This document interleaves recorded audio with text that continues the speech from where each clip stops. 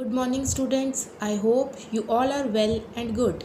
I am your Punjabi teacher, and today we will start with the third chapter of Punjabi, that is Bam Bahadur. ਇਸ ਪਾਠ ਵਿੱਚ ਬੱਚੇ ਤੁਸੀਂ ਬੰਮ ਬਹਾਦਰ ਨੂੰ ਪੜ੍ਹੋਗੇ। ਇਹ ਜੋ ਬੰਮ ਬਹਾਦਰ ਪਾਠ ਨੂੰ ਪੜ੍ਹ ਕੇ ਬੱਚੇ ਤੁਹਾਨੂੰ ਇਸ ਪਾਠ ਦੇ ਮੁੱਖ ਪਾਤਰ ਬੰਮ ਬਹਾਦਰ ਦੀਆਂ ਆਦਤਾਂ, ਉਸਦੇ ਸੁਭਾਅ ਅਤੇ ਉਸ ਦੀਆਂ ਭਾਵਨਾਵਾਂ ਬਾਰੇ ਪਤਾ ਲੱਗੇਗਾ। ਹੁਣ ਬੱਚੇ ਤੁਸੀਂ ਸੋਚਦੇ ਹੋਵੋਗੇ ਕਿ ਇਹ ਬੰਮ ਬਹਾਦਰ ਹੈ ਕੌਣ। ਸੋ ਮੈਂ ਤੁਹਾਨੂੰ ਦੱਸ ਦੇਵਾਂ ਕਿ ਇਹ ਜੋ ਬੰਮ ਬਹਾਦਰ ਹੈ ਉਹ ਇੱਕ ਹਾਥੀ ਦਾ ਨਾਂ ਹੈ ਅਤੇ ਅੱਜ ਅਸੀਂ ਉਸਦੇ ਸੁਭਾਅ, ਉਸਦੀਆਂ ਆਦਤਾਂ, ਉਸਦੀਆਂ ਭਾਵਨਾਵਾਂ ਬਾਰੇ ਪੜ੍ਹਾਂਗੇ। ਸੋ ਬੱਚੇ ਤੁਹਾਨੂੰ ਦੱਸ ਦੇਵਾਂ ਕਿ ਇਸ ਪਾਠ ਤੋਂ ਤੁਹਾਨੂੰ ਇਹ ਵੀ ਪਤਾ ਲੱਗੇਗਾ ਕਿ ਜਾਨਵਰ ਜੋ ਹੁੰਦਾ ਹੈ ਬੱਚੇ, ਉਹ ਇਨਸਾਨ ਦੇ ਪਿਆਰ ਦਾ ਭੁੱਖਾ ਹੁੰਦਾ ਹੈ। ਉਹ ਵੀ ਚਾਹੁੰਦਾ ਹੈ ਕਿ ਕੋਈ ਇਨਸਾਨ ਹੋਵੇ, ਉਸਨੂੰ ਪਿਆਰ ਕਰੇ ਅਤੇ ਉਸਦੀਆਂ ਅੰਦਰ ਦੇ ਜੋ ਭਾਵਨਾਵਾਂ ਹੁੰਦੀਆਂ ਹਨ, ਉਹਦੇ ਜਜ਼ਬਾਤ ਹੁੰਦੇ ਹਨ, ਉਹ ਉਹਨਾਂ ਨੂੰ ਸਮਝੇ।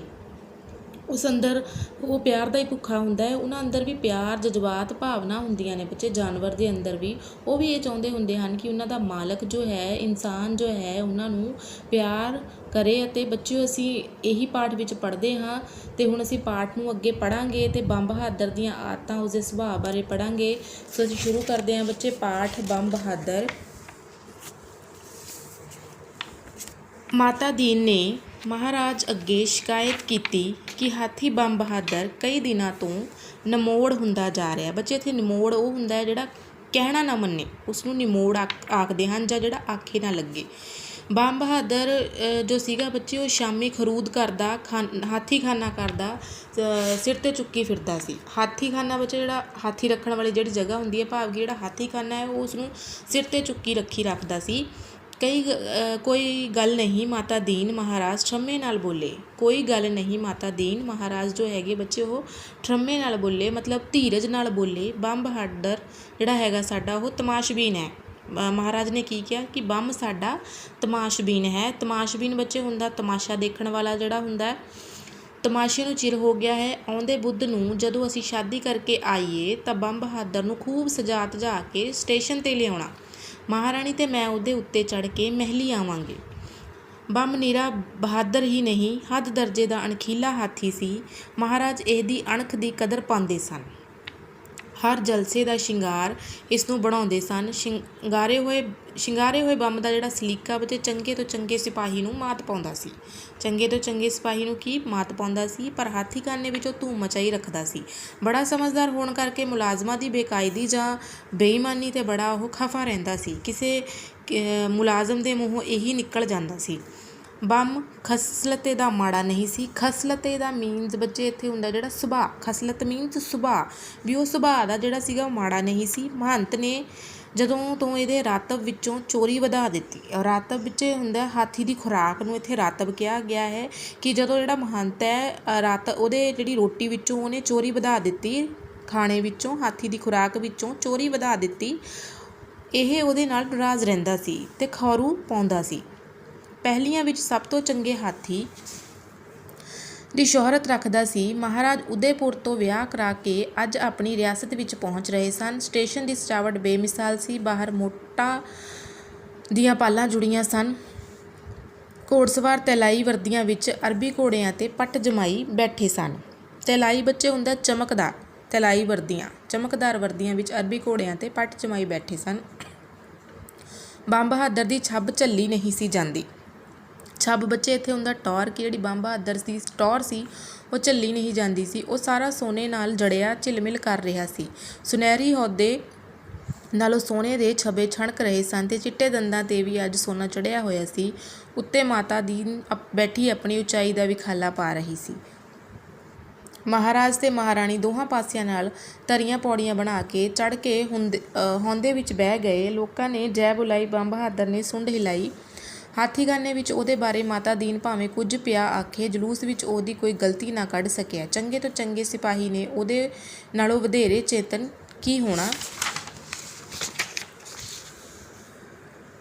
ਝੂਮਦਾ ਝਾਮਦਾ, ਲਟਕਦਾ ਮਟਕਦਾ ਬੰਮ ਬਹਾਦਰ ਆਪਣੇ ਸ਼ਾਹੀ ਭਾਰ ਨੂੰ ਮਹਿਲਾਂ ਤੇ ਦਰਾਂ 'ਤੇ ਲੈ ਆਇਆ। ਹੋਰ ਮੁਲਾਕਾਤ ਕਰਾਉਣ ਤੋਂ ਪਹਿਲਾਂ ਮਹਾਰਾਜ ਨੇ ਨਵੀਂ ਮਹਾਰਾਣੀ ਦੀ ਜਾਣ ਪਛਾਣ ਬੰਮ ਬਹਾਦਰ ਨਾਲ ਇਸ ਤਰ੍ਹਾਂ ਕਰਾਈ। ਬੰਮ ਬਹਾਦਰ, ਤੇਰੀ ਮਹਾਰਾਣੀ, ਜਿਹਨੂੰ ਤੂੰ ਸ਼ਾਇਦ ਮੇਰੇ ਨਾਲੋਂ ਵੀ ਬਹੁਤ ਸ਼ੌਂਕ ਨਾਲ ਉਡੀਕ ਰਿਹਾ ਸੀ।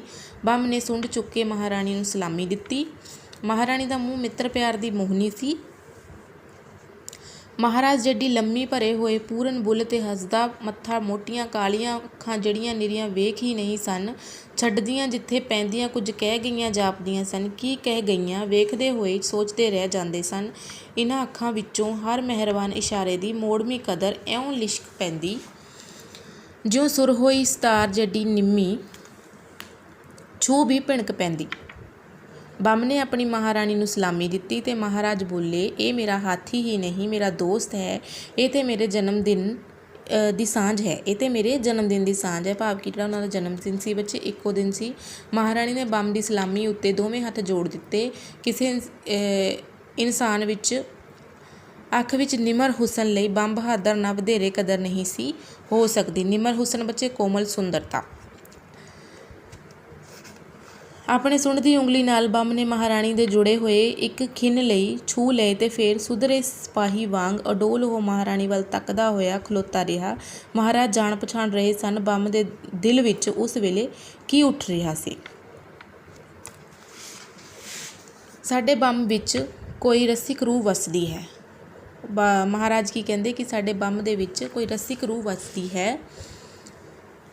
यह खूह पछाणदा लोकां नूं ते खास कर महाराणी वल जरा डिंगी नज़रे तक के हौली जहे आख्या, खास करके सोहणे लोकां नूं। सज परनी महाराणी ने अखां चुक के महाराज वल तक्या,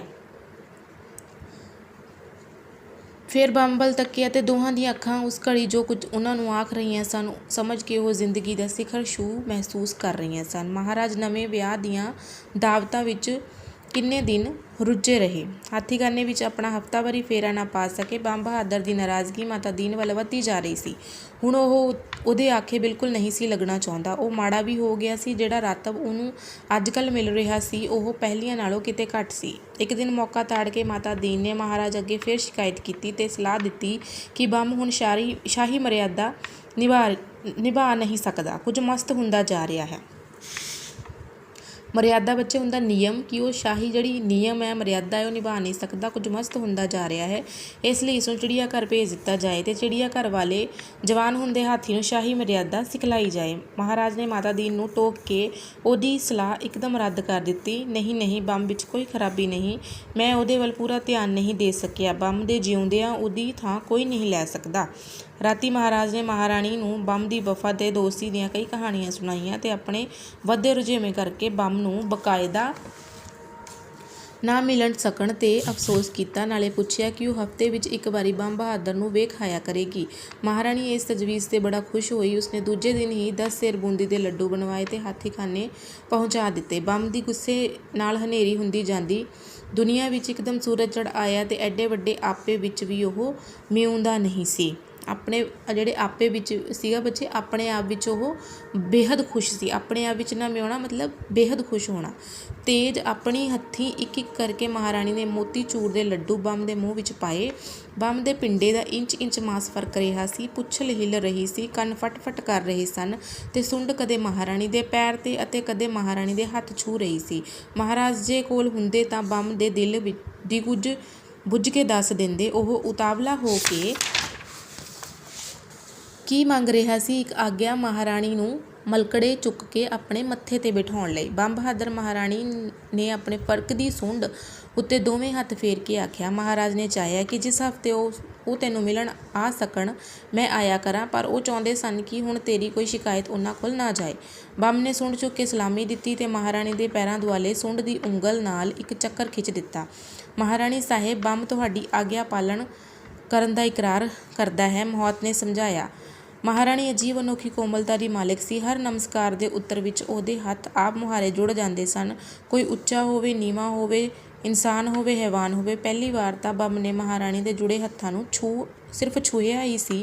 अज ओह रह ना सकिया। नंगियां वीणियां दुआले सुंड दे सिरे नाल वलेंगणा पा लिया। सिर्फ अख फरकण जिन्ने समय लई ते फिर सुंड सीधी करके अडोल खड़ा हो गया मतलब खड़ा हो गया।